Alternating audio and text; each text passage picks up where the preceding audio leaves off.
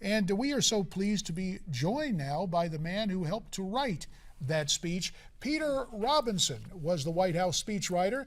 He joins us via Skype. He's now gainfully employed as he is a research fellow at the Hoover Institute, and he is joining us from California. Peter, it is so good to have you here on America's Forum.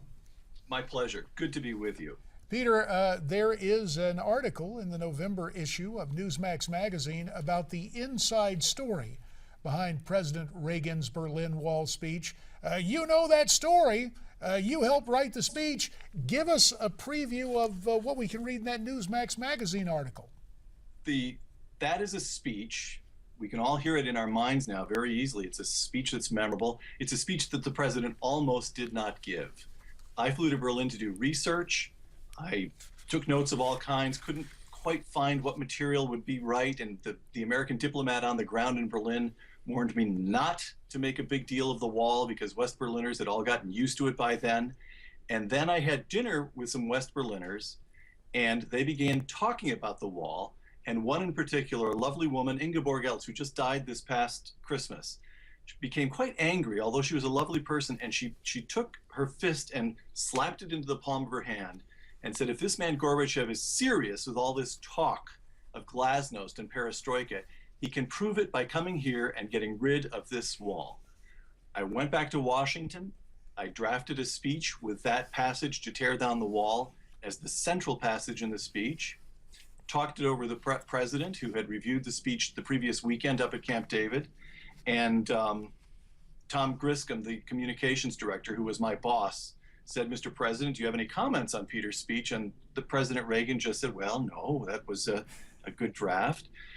I was crestfallen. We always wanted more from the president. So I told him that when I was in Berlin, I had learned that depending on weather conditions, they'd be able to hear the speech on the other side, the communist side of the wall, maybe as far east as Moscow itself.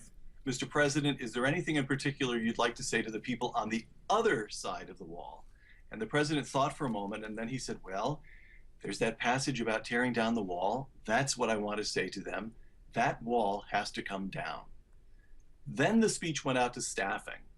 And for 3 weeks, between the meeting with the president and the day he delivered the speech, the entire foreign policy apparatus of the government opposed the speech. The State Department, the National Security Council, the diplomat on the ground in Berlin, they submitted alternate draft after alternate draft after alternate draft.